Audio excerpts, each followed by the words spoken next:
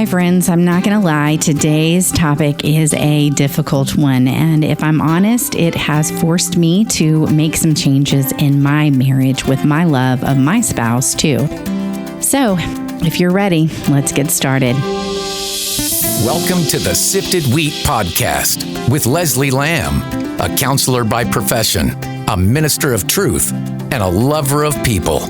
This is a safe place where she sets a path for others to learn how to move through hard seasons with confidence and grace, encouraging your faith, empowering your choices, and challenging your perceptions through the Word, the wisdom from years of counseling others, and her own experience of being sifted. Here's Leslie.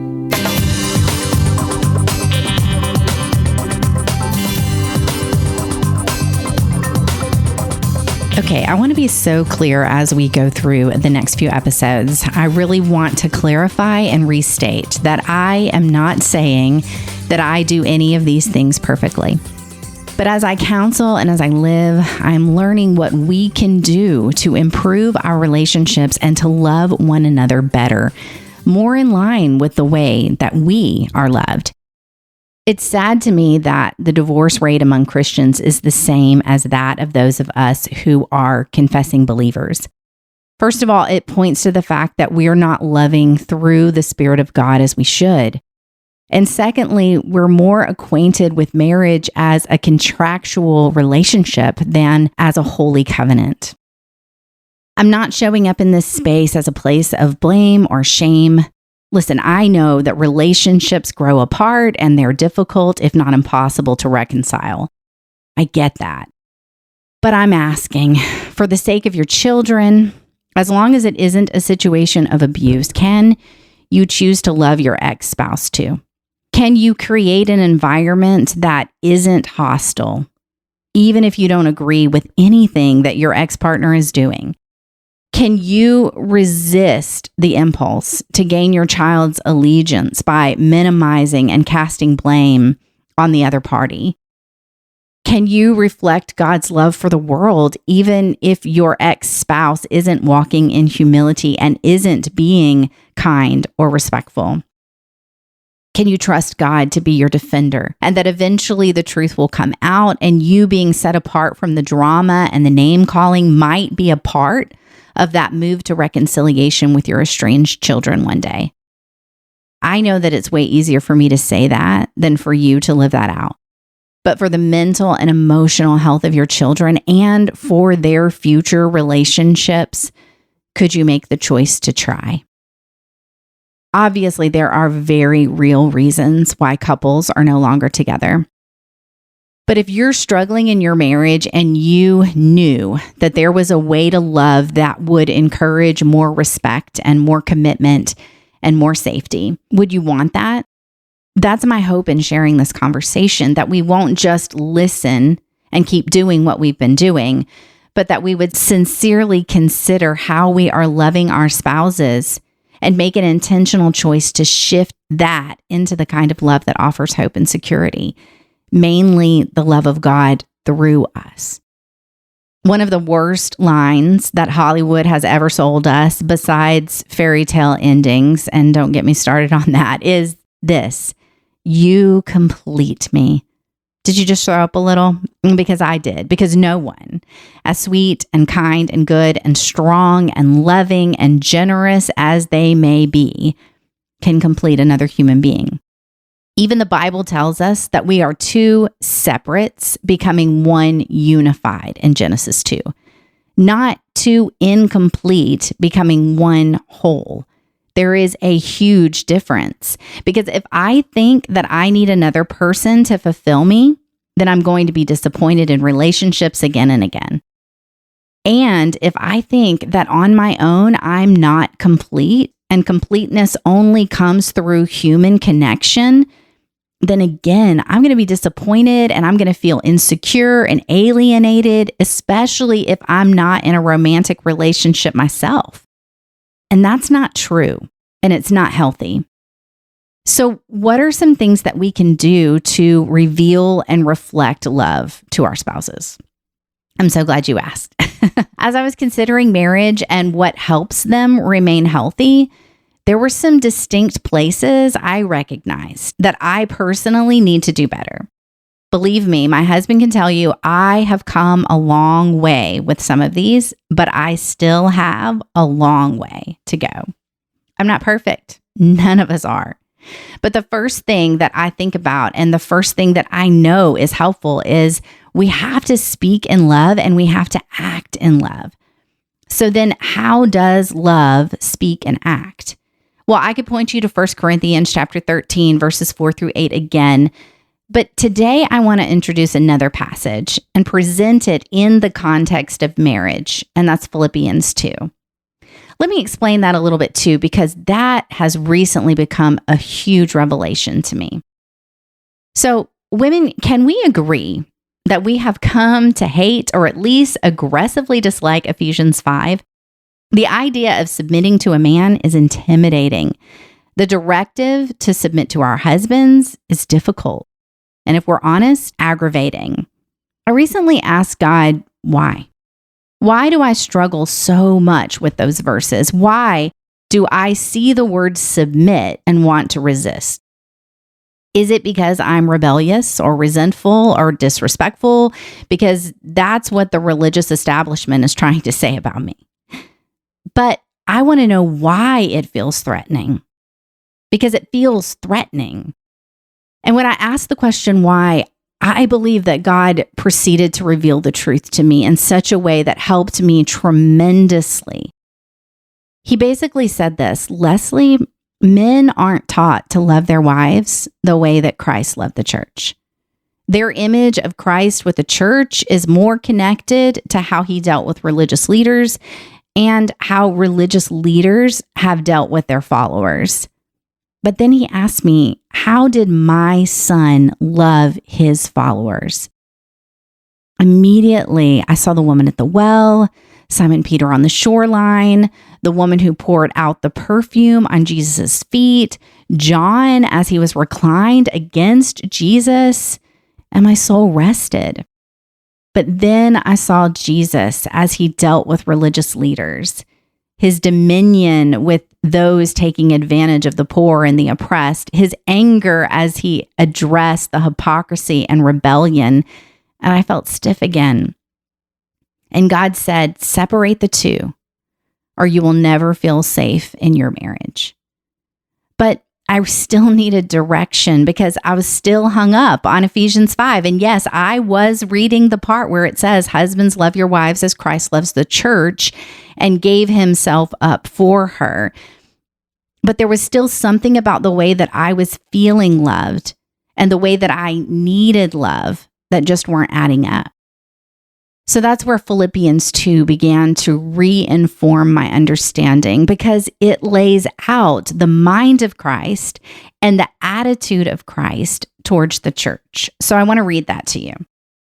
It says this, therefore, if you have any encouragement from being united with Christ, if any comfort from his love, if any common sharing in the Spirit, if any tenderness and compassion, then make my joy complete by being like-minded, having the same love, being one in spirit and one in mind, doing nothing out of selfish ambition or vain conceit.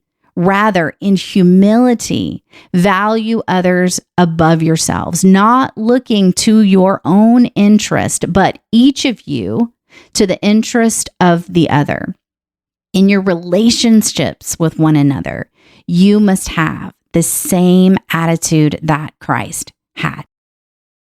So from that understanding, I learned the importance of three things that had to immediately be incorporated in my marriage to replace my limiting belief about submission. And I'm going to share those next. But before I get there, I also want to share the definition of submission because that also has been falsely defined as subservience, which is not what was intended.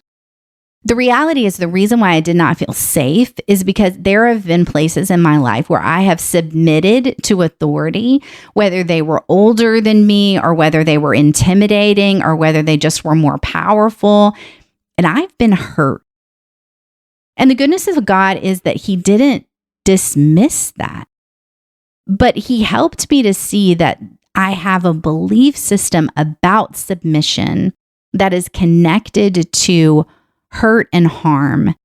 But when he is talking about submission, it is from the place of mutual respect and mutual admiration. It is from the space of Christ coming to rescue the church and give himself up for her, not for him taking dominion over the church, which is what we have felt often from religious leaders, whether intentionally or unintentionally. So when we're talking about submission, the way that we think of submission is very often aligned with the pagan description of how women were treated. But as always, God is intending to set his people apart, including the value of women as individuals who deserve to be loved and cherished. And it literally means come under the mission. So as a wife, I am called to join and help bring about the mission of my husband. I recently heard a marriage podcast, and at the moment I can't remember which one, but I'm going to add it to the show notes, and I'm going to add the link as well so you can listen to it too. But in that episode, it asked, what is the mission statement of your marriage? I never even thought about that. But if I knew the mission statement, then I would be able to live better under that mission. And here's the thing, men, the idea isn't that you just come up with what you want your wife to be. The mission isn't for your wife. The mission is about what you are doing to live for God. It's about the mission in your life and asking God what that mission is, and then inviting your wife to join you in living that out and bringing it to pass. So are you doing that? Are you living on mission for God? Because listen, Jesus has a mission for his church. And part of that story is that he rescued her in order to live out that mission. So are you rescuing your wife so that she is living out his purpose and true identity in her life? And are you living out your purpose and true identity in the life that you share with her? Because if you aren't, or if you want to do that better or more consistently, husbands and wives, we need to talk about what that might look like. And the first thing that we have to start doing is we have to call them up and not out. We need to see them through the lens of who they are and not what they're acting like in the moment. Behavior is not identity. I can act a certain way, but not be that. In fact, God always makes it about choices and not personhood. He always says you have a choice, life or death. Choose life so that you might live. Our idea of being sinners is not something that God put on us. It's something that we've put on ourselves. We sin. That's a behavior. We don't have to be sinners because that implies that that's all we do is sin. So we need to really make that personally in our lives, because I'm not a sinner. But as an imperfect person, I do have the ability and sometimes the compulsion to sin. But I'm not a sinner. That's not all I do. I have other parts of me, right? So I can act in a certain way, but not be that. In fact, God always encourages us to think about personhood, right? He invites us into adoption. You are my child. You are my friend. You are my follower, right? These are the titles that he gives us. The titles that the religious establishment have given us aren't true to our character. We sin, but we are not sinners. Does that make sense? So we need to ask, are we doing our spouse the same favor? Like, instead of saying, you're such a liar, maybe we could say, you know, I'm really trying to trust you, but when you aren't honest with me, that makes it hard. Again, we're not calling them a name, but we are calling them up to live out who we know them to be is a more truthful person. That's another thing. We need to slow down in our interactions. Don't meet emotion for emotion unless you want to fuel the fight and accelerate the blame. But if we will slow down, if we will be quick to listen and slow to speak, our anger won't be as quick either. So all of that is under the category of call them up and not out. So the second thing that we need to do is we need to cultivate, not criticize. In other words, we want to nurture and help grow, not tear down. Listen, souls need to be nurtured, and they often haven't been, either as children or in past relationships, which gives us even more reason to speak a better word over our spouse's life and their purpose. We have to move away from words like always and never because they aren't accurate qualifiers. Sometimes our spouses do get it right. And we need to honor those times and not minimize them with the moments that they didn't. In the same way, we need to encourage them when we see them working at something. I've often heard he or she has no common sense. Have you said that before?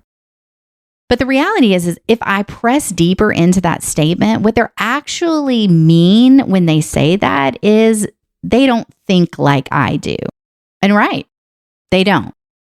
And most of the frustrations that we have with others are based on unmet expectations. Expectations not based on who they are, but on who we are or who we want them to be. So we need to remove the perfect spouse fantasy out of your head because he or she does not exist. People are people. People are flawed. People are different. So consider your spouse's strengths and encourage those, and it will motivate more trust and safety in the relationship, therefore making it better. The third thing that we need to do is we need to provide accountability, not judgment. Another definition for submission is accountability. Wives, have accountability to your husbands. So this kind of accountability is not using their failures against them or them using their failures against you or your failures against you. This is a role of support and help. Eve was created as an ezer kenegdo, or a helpmeet to Adam. That same understanding of relationship is the underlying property of marriage. We are called to provide support and help so that our spouse successfully achieves their spiritual mission. And the only other place that we see this word is when Jesus is talking about the Holy Spirit and his role with us as helper. And he's called an ezer kenegdo. Women do have a role in stewarding the family in the right direction. And her first priority is towards her husband, to be discerning, to communicate concerns in a healthy and respectful way, and to assist in navigating those next steps. So men, when you think about the role of your wives within your family, put away with the image of Jezebel and hold on to the image of Deborah, because that image has more resemblance to what God is talking about when he is referring to the helpmeet of your wife and her role within your marriage. And here's another thing. Accountability, it encourages, does not demand responsibility. You aren't going to make anyone do anything. Or if you do, that isn't loving and it's abusive and oppressive. But instead, you lead and direct towards what is good and correct, and then you address what is not. Too often, we make our engagement about judgment. Well, it's about time, we might say, or why can't you just do what I tell you to do? That verbiage is going to fire up the sass in my life like no other. Instead, we need to communicate concern and direction. For instance, I noticed that you haven't gotten your work done that you said was overwhelming. Is there any way that I can support you in getting some of that done? Or we could say, I know you said that you wanted to work on not being on your phone as much. Can we set some guidelines or technology-free space to help with that? Do you hear the difference? Well, if you can be sure that they will too.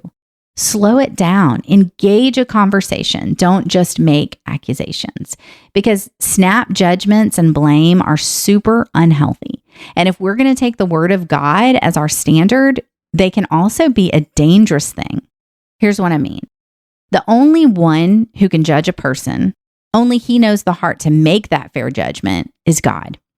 Therefore, we are called to offer grace, not mercy. Mercy is a stance of judgment, and grace is a position of accountability. A good person produces good things from the treasury of a good heart, and an evil person produces evil things from the treasury of an evil heart. I tell you this, you must give an account on Judgment Day for every idle word that you speak. The words you say will either acquit you or condemn you. Do you realize what that means? Basically, that means that the things that we say in judgment of one another might actually be the greater transgression towards God. Ouch. That hit me kind of hard because if I'm not careful, I will say things that are incongruent with truth. And when I do that, I align with the enemy against my spouse. Tim Keller famously said that if we want to be happy in marriage, we will accept that marriage is designed to make us holy, not happy. Happiness is the byproduct. Well, Hollywood sells us happiness, and it convinces us that our spouses should make us happy. And if they don't, we need to find someone who will. But Jesus teaches us that divorce is not the original design, and instead we're created for covenant, to ride the waves of emotion and remain committed. I'm so glad that I didn't give up on my marriage because I was tempted to, as many of us are. And I'm also very thankful that when we were struggling, we both leaned deeply into God and we worked on our hearts first before trying to win back the hearts of one another. I know that isn't always how it works out, and for that, my heart is grieved. But even in divorce, we are called to love one another. Marriage is meant to be a reflection of Christ in the church. So before you can answer any more questions, do you know Christ? Have you sat with him and discerned his heart for you and his love for your family? And if you do, are you on mission for God? And if you are, does your wife want to follow the mission that you're leading? Are you driving and demanding one another, or are you encouraging and supporting one another? Wives, do you need to lean more into trust and allowing him to earn your trust? Do you need to let go of control as a place of false security? Are each of you being led by the Spirit, or is your flesh taking on pride and expecting your needs to be met without considering the needs of your spouse? And most importantly, and I think this is the crux of it all, are you seeing your spouse through a lens of fear and insecurity, or through the lens of love? Are you remembering daily that your husband is a loved son of God? And husbands, are you also choosing to see your wife as God's beloved daughter? Because at the end of the day, if we do that, if we will just shift our focus out of one of fear and insecurity into love and acceptance and adoption, so much is going to change about our engagement with one another. Or it has the power to and the potential to, because the Spirit longs to heal and mend marriages. So sit with these 3 things this week. Consider, am I acting in love? Am I speaking in love? And if I'm not, I need to immediately change the way that I am communicating love to those around me. I know that this is heavy, and I know that there's a lot in this. So if you have to rewind it and listen to it and take notes, I encourage you to do that. Whatever you have to do to begin to make these changes, because God is for your marriage and he is for your family.